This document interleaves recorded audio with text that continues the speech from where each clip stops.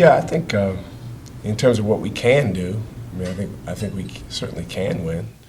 I mean, we were a possession away from it Saturday, but no question. I think to your point, the margin for errors is significantly smaller when you take one of those guys away, and even more so when you take two of them away. But that's what happens to teams when you sustain injuries. We're not. I don't think we're unique in that.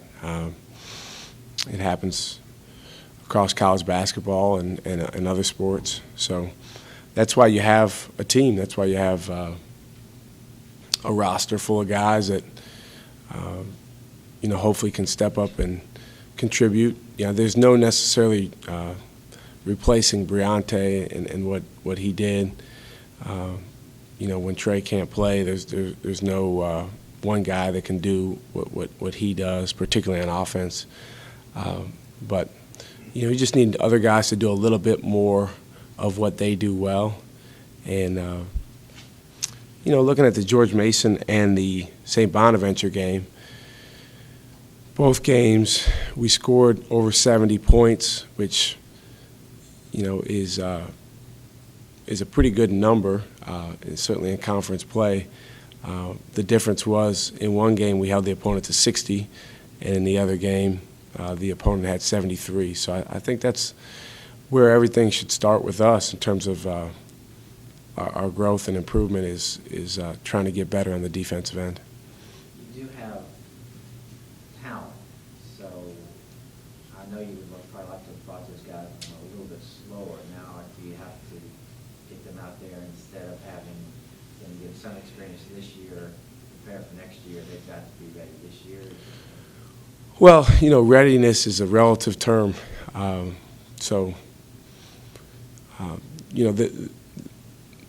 There's no one as ready as a guy in his fourth or fifth year playing basketball in college, like Briante or Trey. It doesn't matter what you do, but as you mentioned, if you have a certain level of talent, which a lot of our guys do, now it's a matter of putting your mind in the right place to go out there and take advantage of your talent. I think for every player, they're in a different place offensively than they are defensively. Briante was always ahead on defense than he was on offense, and then he got significantly better on offense, but he also kept getting better on defense. Trey, the other way around. And, by the way, hopefully, Trey will be back. The update on him is really there's not much of an update. He sees a doctor this afternoon, and they're going to reevaluate his ankle and just see where he is. He's been walking around in a boot, which has been good. It's taken the pressure off of that area of his ankle. But again, when you speak of talent, a lot of guys on our team are, especially guys playing key roles now, are a little bit ahead offensively than where they are defensively, and that tends to happen when you're a younger player. So we just got to keep getting better. Does that cause you to adjust your approach to defense at all? Yeah, that's a good question. We're 2 games in, and the one game on Wednesday against George Mason, I thought we did a good job pretty much playing the way that we play, and we were able to force 18 turnovers. We were able to scrap out a lot of plays. Our aggressiveness was very good, particularly in the second half. And then Saturday's game, not so much. So it's a small sample size with 2 games, but certainly we're going to look at what we can do with our team to give ourselves the best chance to win. Particularly, on defense with Briante being out. I mean, he's just such a big part of that identity. So it's still evolving. Are you at the point with Trey where, because high ankle sprains can be so tricky and can last and linger, and Yes. he obviously, went hard on it, and are you at the point where you need to just get him well instead of get him good enough to play so that you know, long-term, looking long-term, you know, 3 weeks from now when you're in the tournament? Well, unfortunately, with this type of injury, the type of rest and recovery that you need to get all the way well is 6 to 8 weeks, you know, which we don't have that much time. And, you know, it's hard with Trey because, you know, Trey is such a tough kid. He just says, you know, I can play.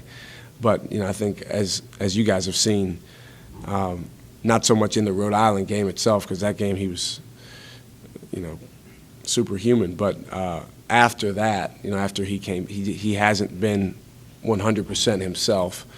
He's helped us. I mean, he did a game-winning shot against St. Louis and played well in that game, but he hasn't been all the way himself. So the challenge for us, and again, with high ankle sprains, there's no proven formula. Every injury is different.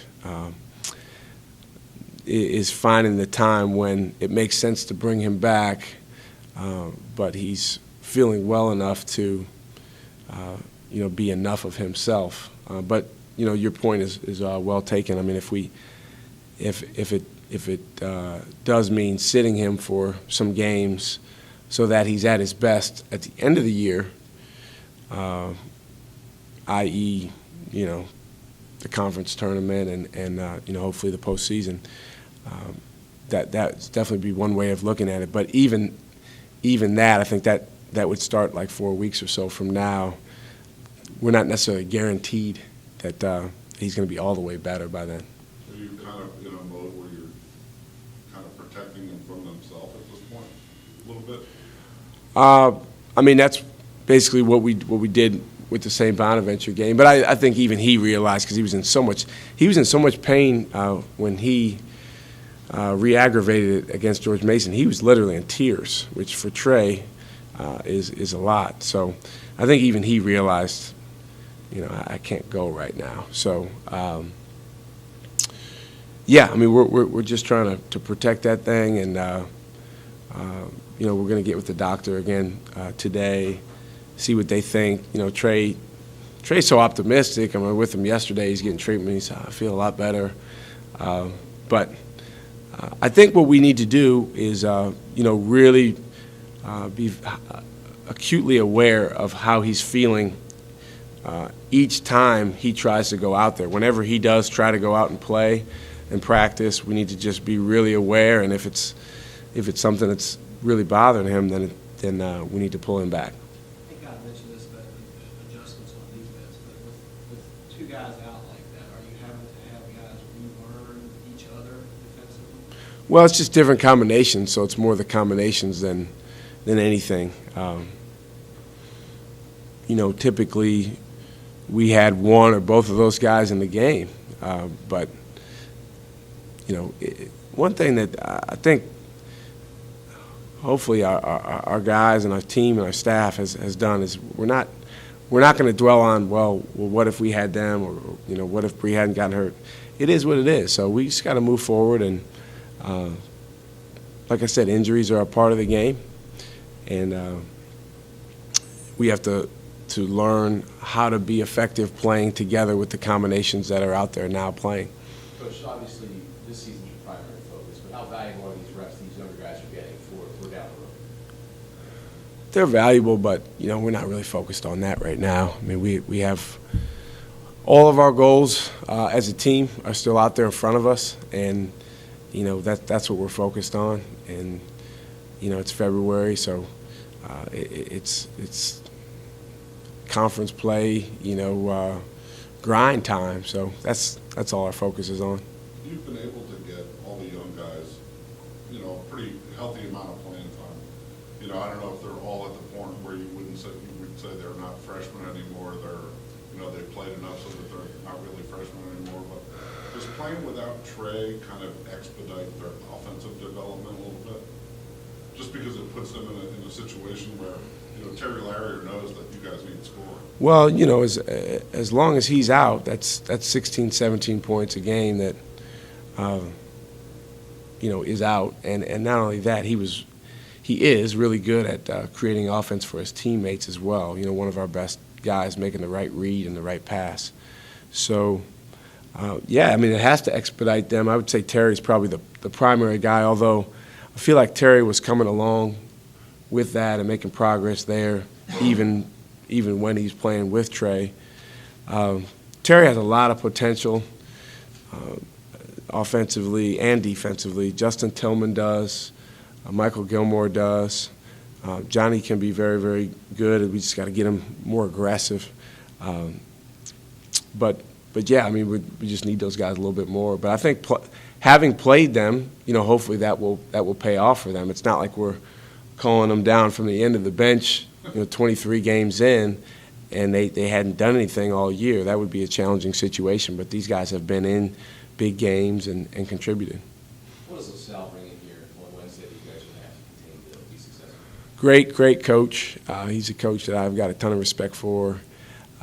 And, you know, really a team that, you know, has a ton of size and experience inside. So we're going to need to really put our hard hat on against these guys because they've got two seniors at the 4 and the 5 in Zach and Wright that have been around for a long time. They've been a big part of their team for a long time. So we first and foremost need to do a good job with those guys. And then they've got a kid named Jordan Price, who's among the lead leaders in scoring. He transferred from Auburn. He's just a sophomore, but he's a redshirt. He's in his third year playing basketball. And he's a grown man. I mean, he's big and strong and aggressive and assertive. Their offense at the beginning of the game when they played Richmond the other day was get the ball to him and him back down Richmond's guards from the top of the key. So that just kind of gives you an idea of his mentality and their mentality. He had 30 yesterday against UMass. So we're going to need to do a good job on those guys, and we're excited about the opportunity to get back on the floor. Coach, with Mo, what do you like to see? What do you like about his game up to this point?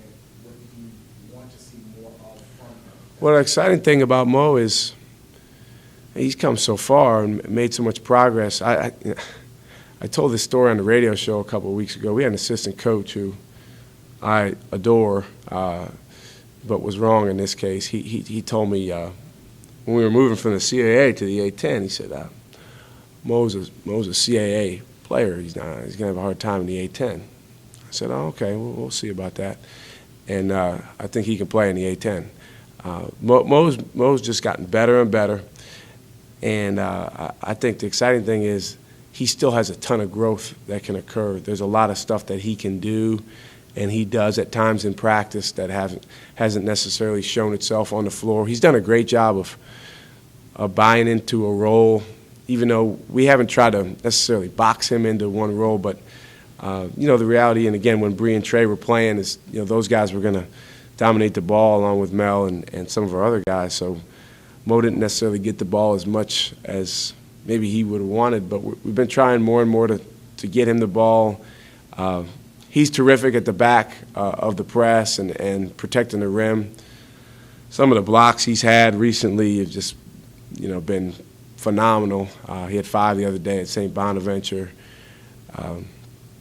You know, it's crazy to say it because Larry was so much taller and longer, but very, very similar in that way to protecting the rim.